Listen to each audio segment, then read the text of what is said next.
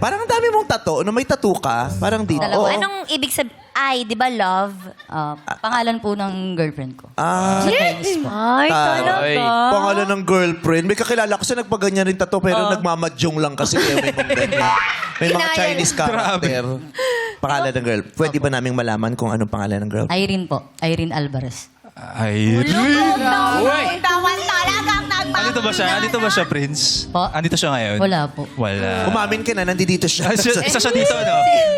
Ayun siya, ayun siya. Easy. Kinalaban pa si Easy, oh. Ganda niya, no? Si Prince at saka si Izzy. Siya may jowa, si Irene. Ikaw may jowa ka ba? Ay, Makabilang buhay. At tuwang-tuwa ka. May kinalaman ka ba sa pagpanaw niya? Kaya nasa ibang ano po, nasa ibang bahay. Sumakabilang bahay. Oo. At least ito strong pa ang relationship. Matagal na kayo? Mag-8 years na po. Wow!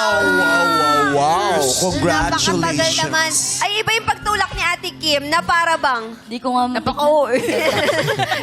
para bang... 8 years na sila.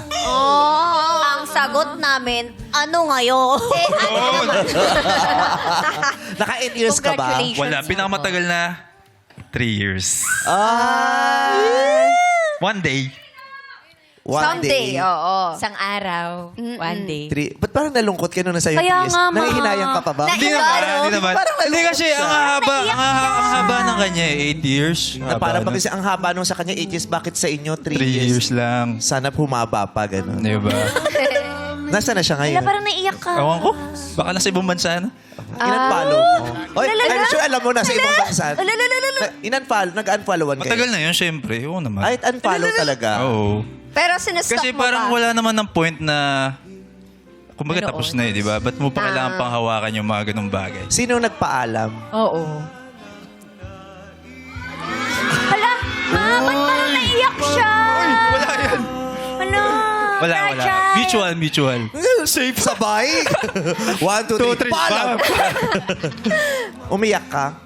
Siyempre, pag every breakup naman talaga, mahirap yan. Kailangan iiyak kasi pag kinimkim mo lang. Di ba? Di ba, Ate Kim? Alam? Sagot ni Ate Kim, ano naman? Friend, bakit? Wala namang pinagdadaanan ngayon, Okay ka.